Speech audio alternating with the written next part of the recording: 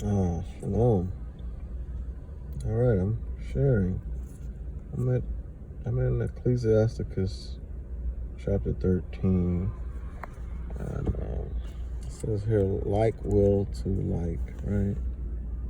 And the difference between the rich and the poor, right? So, Iran tried to strike back. The Medes tried to strike back at America, right? But anyway, I'm sure y'all getting all those type of reports, but I'm gonna read over here. All right, 15. It says, "Every beast loveth his like, his kind, and every man loveth his neighbor, his friend. All flesh consort, all body consort according to kind." All flesh, different types of flesh, people, nations, consort according to kind, and animals, right? And a man will cleave to his like, to his like, his kind, right? What is similar to him, all right? A man will cleave to his like. A man will cleave to a man. A woman will cleave to a woman. No homo stuff, right? But anyway, it says, "What fellowship have the wolf with the lamb?" The wolf don't have no fellowship with the lamb, right? Satan ain't got no fellowship with Christ. So the sinner with the godly. The sinner don't have no fellowship with the godly. Shouldn't, right? It's like light and dark.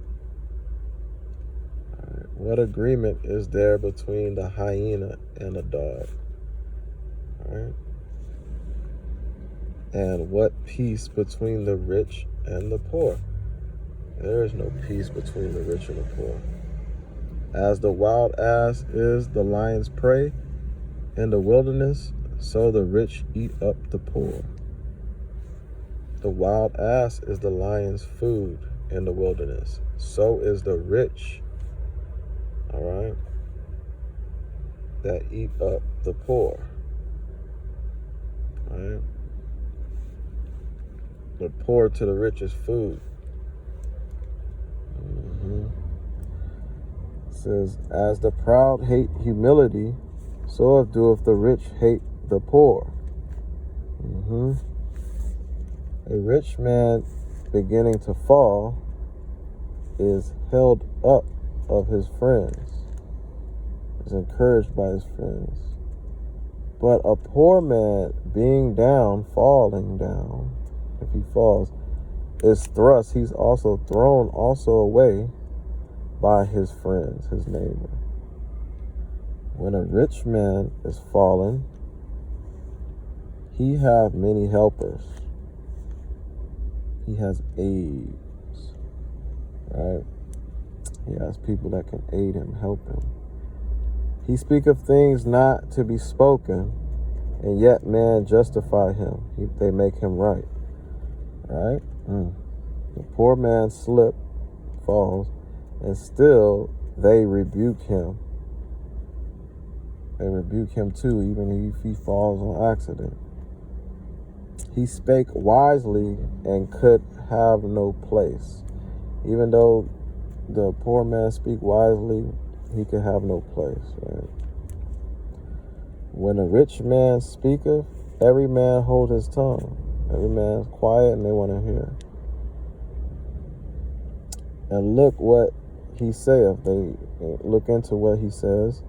They extol it, right? They praise it to the clouds, or they lift it up to the clouds. But if the poor man talks, or preaches, they say, what fellow is this? Who is this? This poor man speaking, who is this? And if he stumble, if he fall or slip, they will help to overthrow him, help to defeat him. Riches are good unto him that have no sin. Mammon, money, riches, luxuries are good unto him that have no sin. And poverty, being poor, is evil in the mouth of the ungodly. Right? That's why they hate poor people.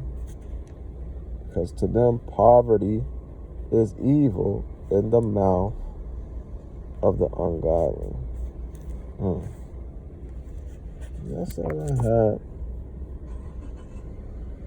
today, but I'll read this too.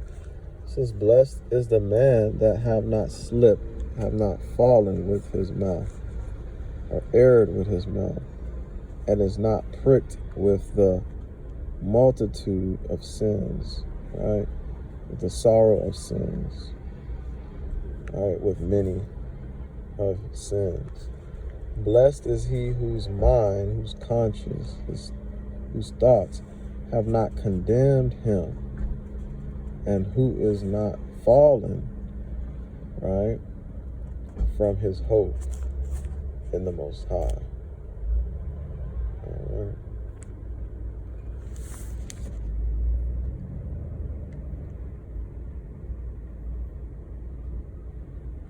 All right. Blessings.